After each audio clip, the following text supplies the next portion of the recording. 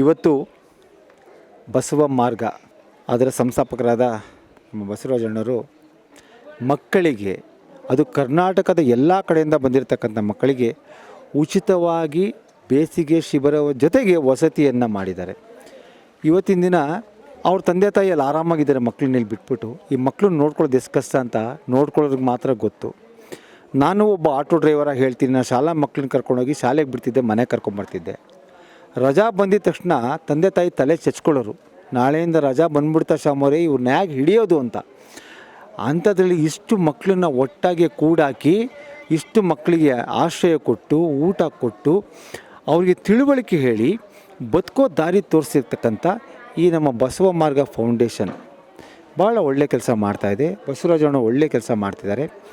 ನಿಜವಾಗ್ಲೂ ಇದು ಒಂದು ಹೆಮ್ಮೆ ಪಡ್ತಕ್ಕಂಥ ವಿಷಯ. ಅದು ಮೈಸೂರಿನಲ್ಲಿ, ನಮ್ಮ ಮೈಸೂರಿನಲ್ಲಿರ್ತಕ್ಕಂಥ ಇನ್ನೊಂದು ದೊಡ್ಡ ವಿಷಯ, ಬಸವರಾಜಣ್ಣ ಮಾಡ್ತಿರ್ತಕ್ಕಂಥ ಬಸವ ಮಾರ್ಗ ಫೌಂಡೇಶನ್ನು ಇನ್ನೂ ಒಳ್ಳೊಳ್ಳೆ ಕೆಲಸಗಳನ್ನ ಮಾಡಿ ಇನ್ನೂ ಹೆಚ್ಚಿಗೆ ಮಕ್ಕಳಿಗೆ, ಜೊತೆಗೆ ವ್ಯಸನಿಗಳಿಗೆ ವ್ಯಸನವನ್ನು ಬಿಡಿಸ್ತಕ್ಕಂಥ ಕೆಲಸವನ್ನು ಮಾಡ್ತಿದ್ದಾರೆ. ಅದು ಅಷ್ಟು ಸುಲಭ ಅಲ್ಲ.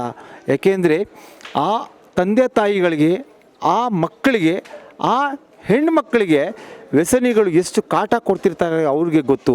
ಅವ್ರು ಬಂದು ಹತ್ಕೊಂಡು ನಮ್ಮ ಹುಡುಗನ ನೀವು ಸೇರಿಸ್ಕೋಬೇಕು, ನಮ್ಮ ಯಜಮಾನ್ರನ್ನ ಸೇರಿಸ್ಕೋಬೇಕು, ನನ್ನ ಮಕ್ಕಳನ್ನ ಸೇರಿಸ್ಕೋಬೇಕು, ನನ್ನ ಗಂಡನ ಸೇರಿಸ್ಕೋಬೇಕು, ಈ ಥರ ಗೋಳೆ ಇಕ್ಕೋತಾರೆ ಅಂತ ಆ ಒಂದು ವ್ಯಸನವನ್ನು ಬಿಡಿಸಿರ್ತಕ್ಕಂಥ ಕೆಲಸವನ್ನು ಮಾಡ್ತಿರ್ತಕ್ಕಂಥ ಬಸವ ಮಾರ್ಗ ಫೌಂಡೇಶನ್ ಸಂಸ್ಥಾಪಕರಾದ ಬಸವರಾಜಣ್ಣವ್ರಿಗೆ ಭಗವಂತ ಆಯುರು, ಆರೋಗ್ಯ, ಐಶ್ವರ್ಯ, ನೆಮ್ಮದಿ ಕೊಡಲಿ ಅಂತ ಆ ಭಗವಂತನಲ್ಲಿ ಕೇಳ್ಕೊತೀನಿ.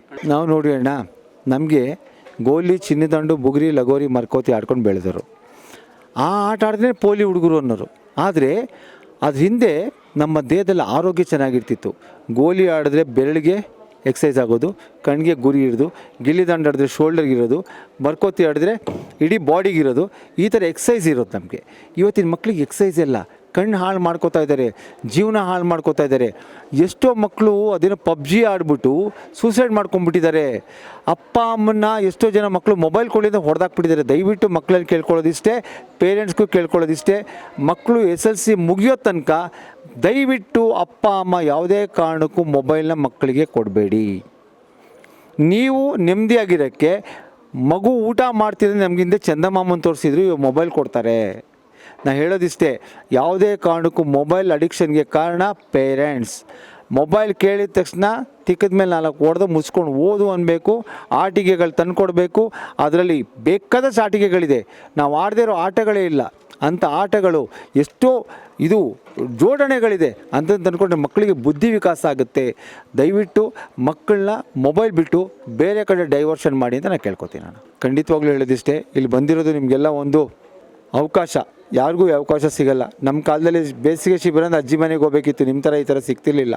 ನಿಮಗೆಲ್ಲ ಅವಕಾಶ ಸಿಕ್ಕಿದೆ, ಅವಕಾಶವನ್ನು ಸದುಪಯೋಗ ಪಡಿಸ್ಕೊಳ್ಳಿ. ಮನೆಗೆ ಹೋಗಿದ ತಕ್ಷಣ ಪಂಜರದಿಂದ ಬಿಟ್ಟಿದ್ದ ಪಕ್ಷಿ ಥರ ಓಡೋಗ್ಬಿಟ್ಟು ಮೊಬೈಲೇ ಕೈಯಕ್ಕೆ ಹೋಗಬೇಡಿ. ಮೊಬೈಲಿಂದ ಜೀವನ ಹಾಳು ಮಾಡ್ಕೋತಾ ಇದ್ದೀರಾ. ದಯವಿಟ್ಟು ಹೇಳೋದಿಷ್ಟೇ, ಯಾಕೆಂದರೆ ಮೊಬೈಲಿಂದ ಎಷ್ಟೋ ಜೀವನ, ಮಕ್ಕಳ ಜೀವನ ಹಾಳಾಗೋಗಿದೆ ಅಣ್ಣ. ಖಂಡಿತ ಮೊಬೈಲ್ ಬೇಡ. SLC ಆಗೋ ತನಕ ಮೊಬೈಲ್ ಬೇಡ.